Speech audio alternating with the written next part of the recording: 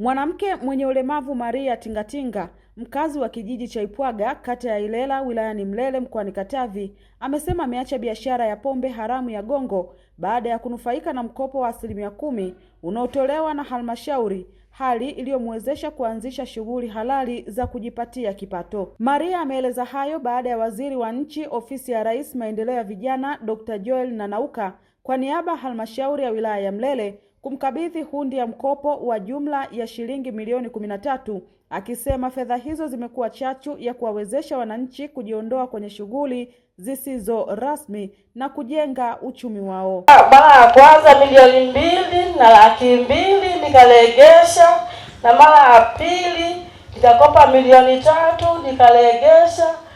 Saizi nimeomba milioni 13 kwa ajili ya kunisaidia na ninunue bajaji ya kunisaidia na biashara nyumbani ya matumizi ya nyumbani, na wanafunzi 2 nasomesha.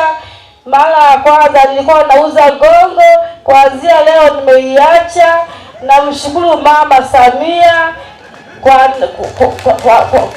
namshukuru Mama Samia kwa kuniwezesha kunipa hela hiyo. Nashukuru sana. Wanafunzi waendelee kusoma na kunisaidia nyumbani. Kuanzia leo siwezi kurudia tena kuuza gongo, nimeacha. Kwa upande wake, Dr. Nanauka amewataka wanufaika wa mikopo hiyo kuitumia kwa malengo yaliyokusudiwa ili kuongeza kipato cha familia, kufungua fursa za ajira na kuchangia maendeleo ya jamii, huku akitaka halmashauri kuendelea kusimamia kwa karibu matumizi ya fedha hizo ili zifikie matokeo yaliyokusudiwa. Kupitia vikundi mbalimbali, vikundi vya vijana, vikundi vya wanawake, vikundi vya watu wenye ulemavu, nimetoa mikopo kwa niaba ya serikali jumla milioni 123 katika vikundi mbalimbali. Na hapa leo umeona tumempatia ndugu yetu pale, mama yetu, mkopo pia wa kwake binafsi kwa ajili ya kufanya biashara yake kama ambavyo ameeleza. Lakini pia nilikabidhi kule Mpimbwe hundi ya thamani ya milioni 374 kwa ajili ya vikundi vya wanawake, vikundi vya watu wenye ulemavu, lakini pia vikundi vya vijana.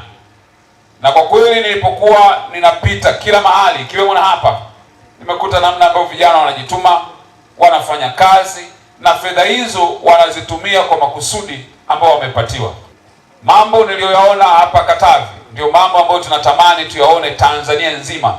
Watu wanapopewa fedha za serikali za mikopo, basi wanazitumia katika kujiletea maendeleo yao. Katavi oye! Mimi ni Swau Mkatambo.